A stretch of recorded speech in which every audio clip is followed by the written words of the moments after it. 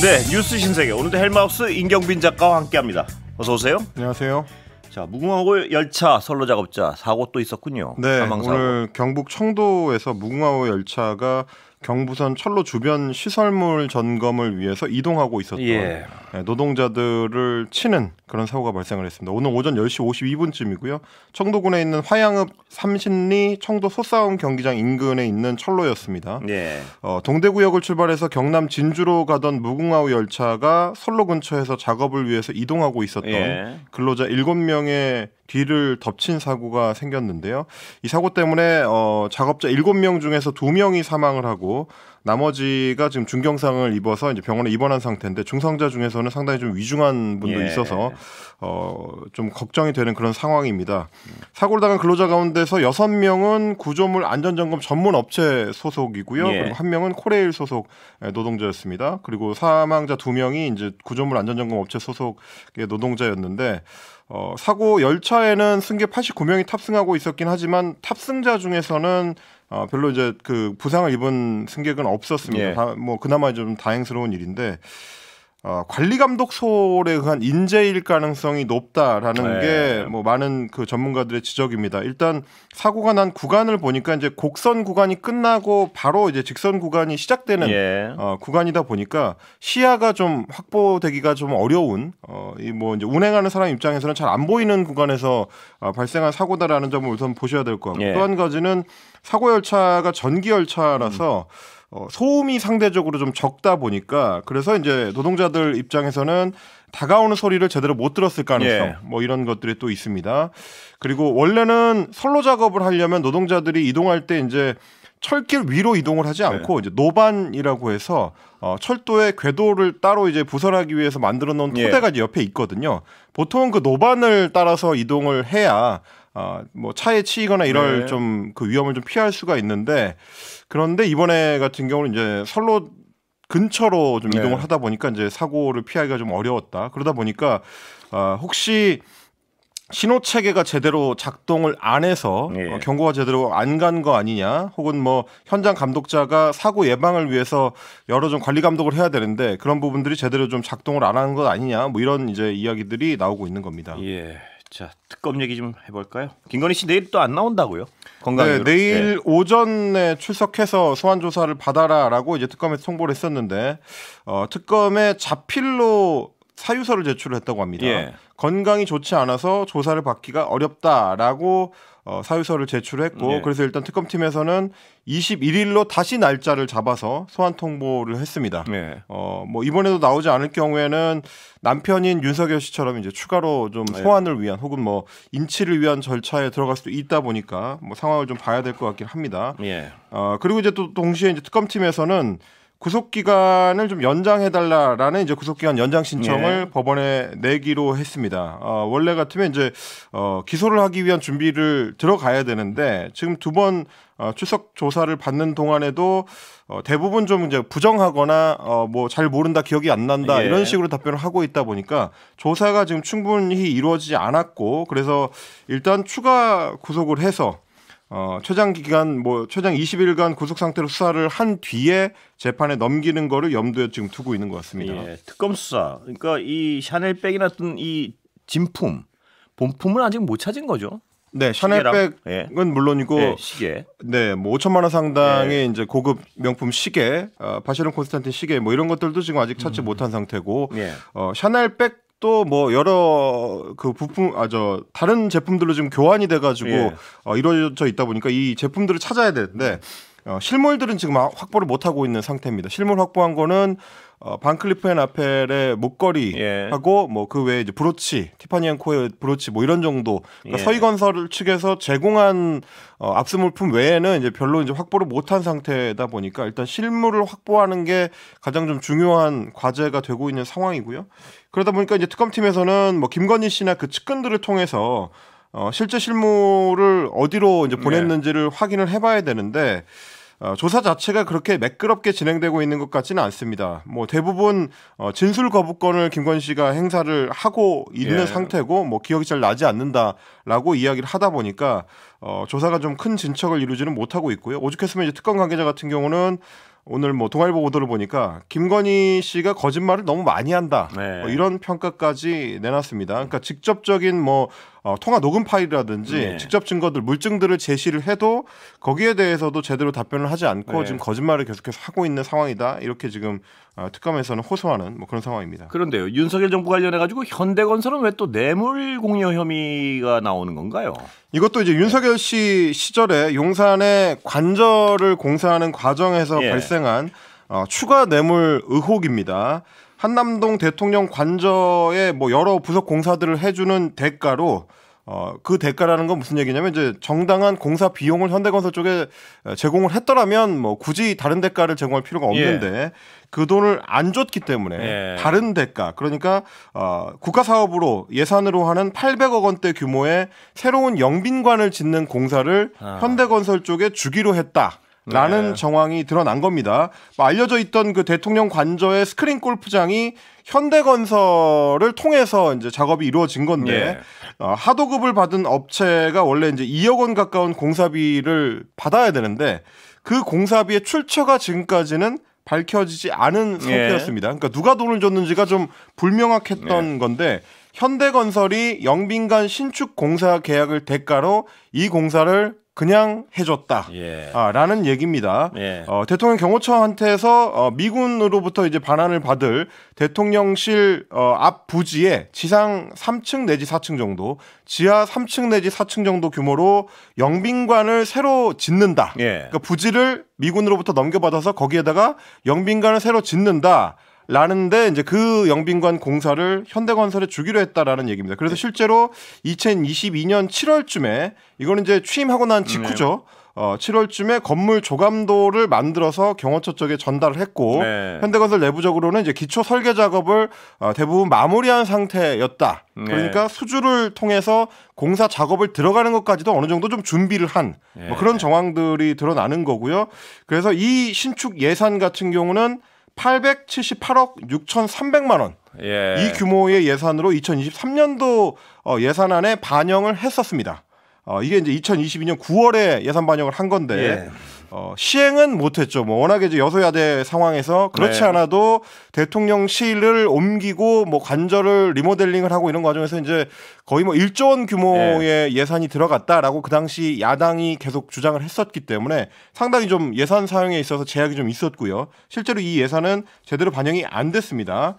그러다가 2024년 초까지도 이 영빈관을 새로 짓는 작업을 경호처에서는 꾸준히 추진을 해왔었는데 2024년 4월 총선 때 여소야대 정국이 그대로 고정이 되면서 그러니까 야당이 예산안을 그걸 제대로 반영을 해줄 이유가 없어지는 뭐 그런 상황이 되다 보니까 국회 승인이 안 될 것 같아서 영빈관 신축 공사는 사실상 접었다. 뭐 이런 얘기까지 나온 겁니다. 그럼 관저 공사는 공짜로 해줬잖아요. 그 떼인 건가요? 결과적으로? 뭐 결과적으로는 그렇게 되는 셈입니다. 그러니까 현대건설 쪽에서는 그렇게 되는 셈인데 왜냐하면 이제 경호처 쪽에서는 그 2억 원 정도의 공사 대금을 별도로 지급하지 않은 것 같고 그러면 현대건설은 하도급 업체에 돈을 주긴 해야 되지 않습니까? 근데 이제 하도급 업체에게는 돈을 또 안 주고 현대건설이 시행하는 다른 건설 현장의 작업을 또 넘겨주겠다. 그러니까 여기도 역시 마찬가지로 실제로 돈은 안 주고 이제 다른 물건으로 때우는 뭐 다른 사업으로 때우는 뭐 이런 식으로 지금 진행이 됐었던 걸로 보이고 이 작업의 핵심 역할을 했었던 인물이 그 당시 경호처 차장이었던 김종철 경호차장이었던 걸로 지금 추정이 되고 있습니다. 김종철 전 차장의 육사 동기였던 현대건설의 자문역 이 모 씨를 통해서 이런 어떤 구체적인 계획들을 논의를 했고 또 시행을 했다. 라고 알려져 있습니다.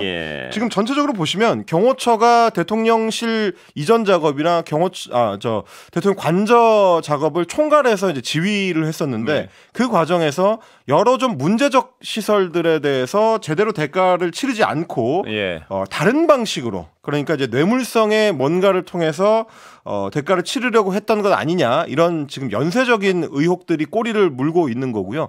전에도 저희가 이제 소개해드린 것처럼 대통령실 내부에 그리고 관저 내부에 사우나 시설을 설치를 해놓고 그 공사 대금도 안 줘서 해당 공사를 했었던 업체가 뭐 나중에 이제 그 소송을 제기하고 뭐 이런 일도 있었습니다. 그러니까 대통령 경호처가 정상적인 사업이었으면은 국가 예산을 사용을 해서 집행을 하고 나중에 국회의 예산 심의를 받으면 되는 거거든요. 근데 이제 그런 작업을 안 거치려고 하다 보니까 여러 무리수들이 작동을 했다. 게다가 지금 추가로 좀 밝혀진 내용들에 따르면 대통령 경호처 간부들의 숙소, 대통령 경호처 간부들의 숙소에 대해서도 리모델링을 할 때 역시 마찬가지로 각 공사를 수주했던 업체들을 통해서 사실상 공짜로 혹은 아주 싼 값에 공사를 맡기고 또 그것도 떼먹은 뭐 그런 정황들이 또 확인이 되다 보니까 경호처를 고리로 해가지고 대통령실 주변의 여러 공사 사업들이 굉장히 좀 불법적으로 혹은 편법적으로 진행이 된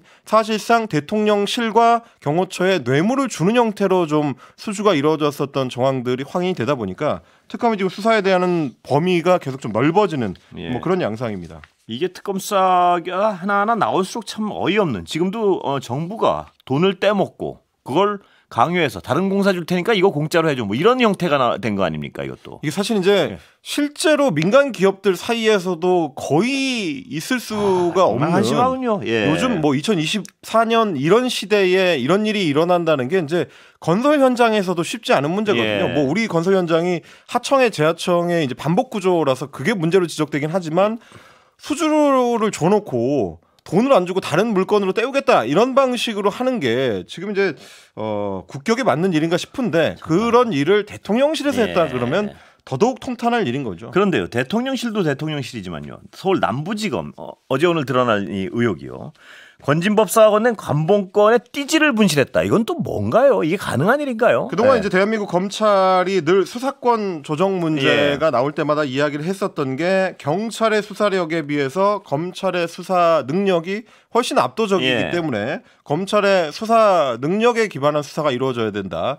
그래서 이제 뭐 검찰 수사를 제한하면 안 된다 이런 얘기를 해왔었는데 과연 실제로 수사력이 제대로 갖춰진 건 맞느냐라는 의문이 드는 사건이 벌어졌습니다. 어제 KBS가 단독으로 보도한 내용인데요. 건진법사 전성배 씨의 불법 정치자금 의혹을 수사했던 게 서울 남부지검인데 남부지검이 지난해 연말에 거의 이제 8개월쯤 전입니다. 8개월 전에 전성배 씨의 법당과 자택을 압수수색하는 과정에서 거액의 현금을 확보를 했다. 발견을 했다라는 보도가 나간 적이 있습니다. 그런데 공교롭게도 그때 발견된 그 현금의 출처를 확인하기 위해서 굉장히 중요한 핵심적인 증거라고 할 수 있는 이른바 관봉권 띠지와 스티커 이런 것들을 완전히 분실을 한 걸로 확인이 됐습니다. 검찰이 잃어버린 증거가 이제 크게는 세 가지인데요. 관봉권 100장씩을 묶는 그 띠지를 일단 잃어버렸고 그리고 관봉권 10개 묶음 그러니까 100장씩 묶여있는 묶음 10개를 비닐로 포장하고 거기에다가 붙이는 확인 스티커 그것도 잃어버렸고요.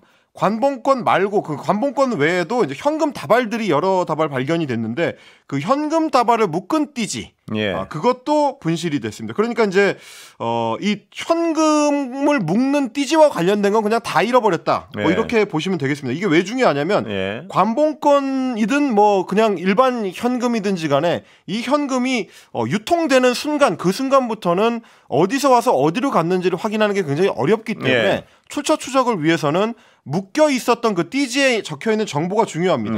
뭐 관봉권 스티커나 띠지에 뭐가 들어가 있느냐면 현금을 검수한 날짜와 시간이 적혀 있고요. 그리고 그 검수를 담당했었던 한국은행 담당자 코드가 적혀 있고 그리고 검수를 진행한 기계의 식별 번호가 또 적혀 있습니다. 그리고 처리 부서 뭐 이런 것들이 적혀 있으니까 실제로 이 관봉권이 어디서 출발했는지 한국은행에 누가 담당자였는지 이런 걸 확인하려면 이게 굉장히 좀 중요하게 필요한 건데 그리고 뭐 아까 말씀드렸던 단순히 현금 다발을 묶었던 띠지 같은 경우는 은행마다 조금씩 다르긴 하지만 그 현금을 검수해가지고 다시 은행 띠지로 묶은 사람의 도장, 검수관의 도장이 거기 찍혀 있고 어느 지점에서 취급을 했는지 취급 지점 같은 정보들이 들어있습니다.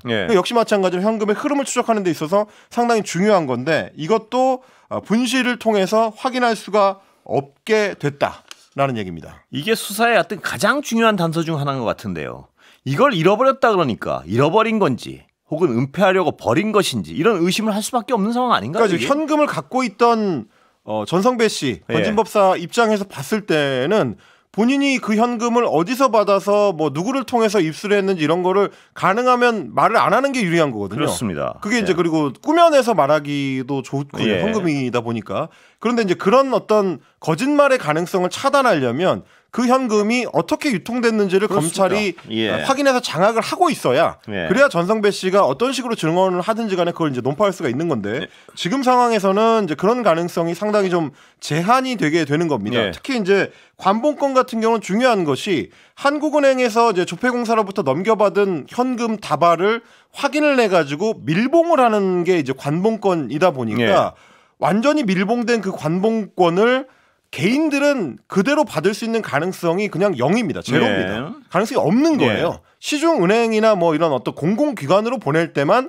한국은행이 관봉권 형태로 보내기 때문에 시중은행에서 받아서 그걸 해체를 해가지고 다시 확인을 한 뒤에 각 은행별로 이제 유통을 하는 거거든요. 그러면 관봉권이 그대로 있었다라는 얘기는 이거는 사실상 전성배 씨가 누구로부터 받았는지는 모르겠습니다만 거의 뭐 공공기관급에서부터 직접적으로 받은 거나 마찬가지인 그 정도의 중요한 인물로부터 고위급 인사로부터 받았을 가능성이 매우 높기 때문에 어떻게 유통된 관봉권인지를 확인하는 게 전성배 씨의 뇌물 수수 혐의나 뭐 혹은 뭐 공천 개입을 비롯한 이제 공기관들과 연동된 문제에 있어서 굉장히 좀 중요한 연결고리거든요. 근데 이제 관봉권 스티커나 관봉권 띠지가 분실된 상태에서는 그걸 지금 확인할 수가 있겠냐 뭐 이런 의문이 드는 거고요. 실제로도 검찰 같은 경우도 스티커 촬영을 해놓긴 했지만 아예 띠지는 흔적도 없이 잃어버린 상태라서 이거를 어떻게 이제 수사를 해나갈지 좀 벽에 막혀 있는 상황인 것 같습니다. 그러니까 관봉권을 압수한 지 8개월이 지났는데도 그 뒤로 뭐 수사가 진척됐다는 얘기가 지금 안 나오고 있는 거고 검찰의 해명을 들어보니까 일단 압수물을 확보한 뒤에 정식으로 압수물 접수를 하기 위해서 현금을 얼마씩 들어있는지를 다시 셌다는 겁니다.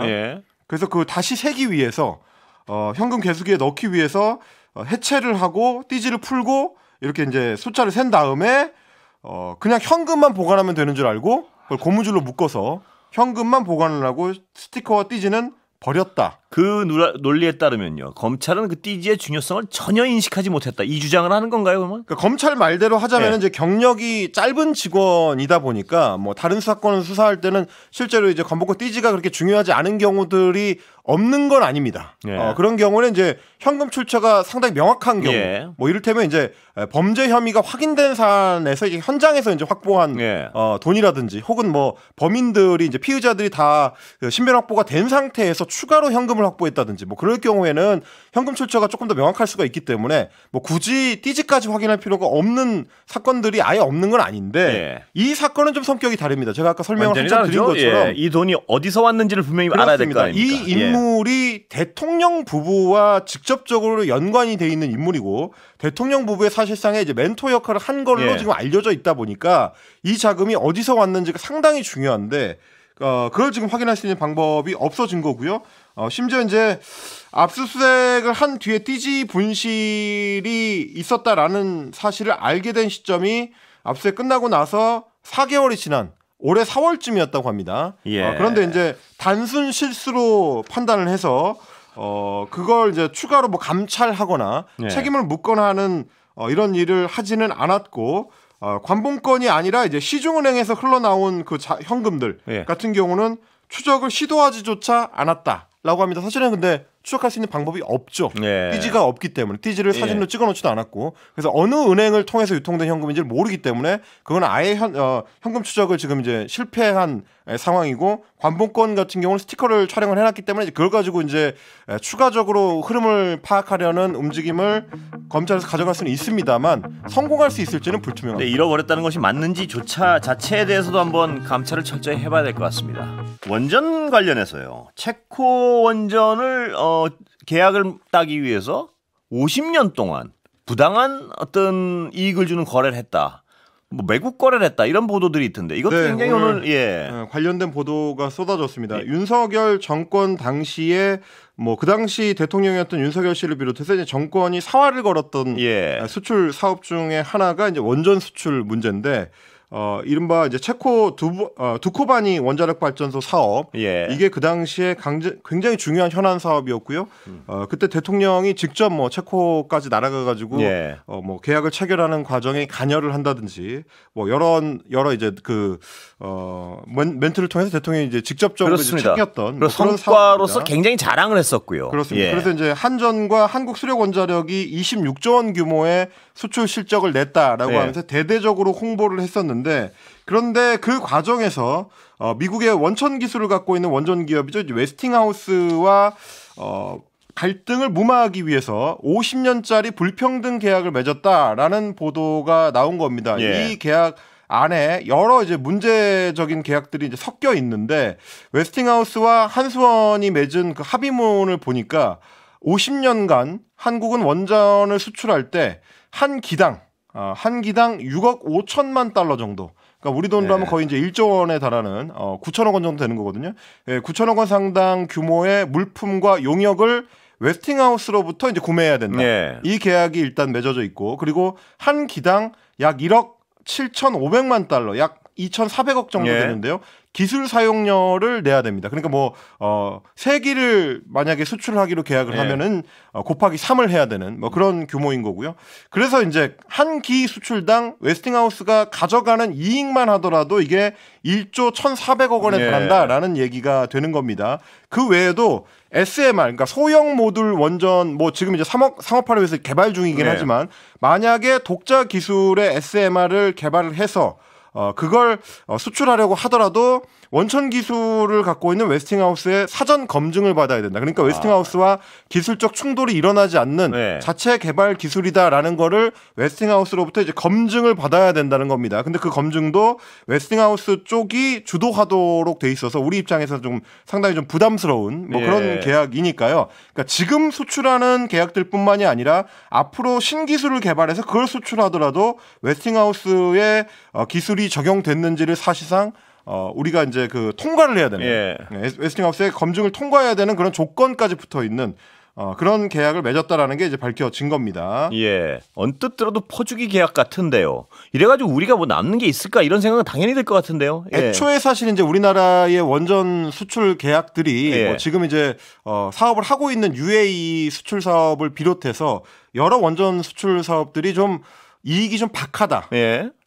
지금 지나치게 그 상대 국가 쪽에 유리하도록 계약이 돼 있었다라는 비판은 꾸준히 예. 있어 왔습니다. 이익률 자체도 낮고 예. 그리고 이제 해당 국가가 이제 자금을 융통할 때도 뭐 우리 수출입은행이라든지 우리 공공은행들을 통해서 자금 조달을 아주 저금리로 해줄 수 있도록 예. 사실상 금리가 없는 수준으로 조달을 해줄 수 있도록 뭐 계약을 맺어 놓기 때문에 사실상 우리가 손해 보는 계약이다 이런 얘기들이 많았는데 예. 만약에 이번에 이제 웨스팅하우스하고 맺은 것까지도 감안을 하게 되면 예. 사실상 마이너스 아니냐 뭐 이런 얘기들까지도 그렇습니다. 지금 나오는 겁니다. 체코 원전을 포함해서 앞으로 해외에서 원전 사업을 하려고 하면 예. 이게 수주를 하더라도 남는 게 없는 것 아니냐라는 업계의 우려가 나오고 있는 상황이고요. 예. 그리고 글로벌 원전 시장이 지금 이제 유럽을 중심으로 해가지고 조금씩 확대되고 있는 상황인데 이 상황에서 각 개별 사안마다 웨스팅하우스하고 부딪히면서 웨스팅하우스의 사실상의 통제를 받는 예. 그런 상황으로 가는 거 아니냐라는 걱정들이 나오고 반면에 이제 원전 그 업계 쪽에서 나오는 해명은 예.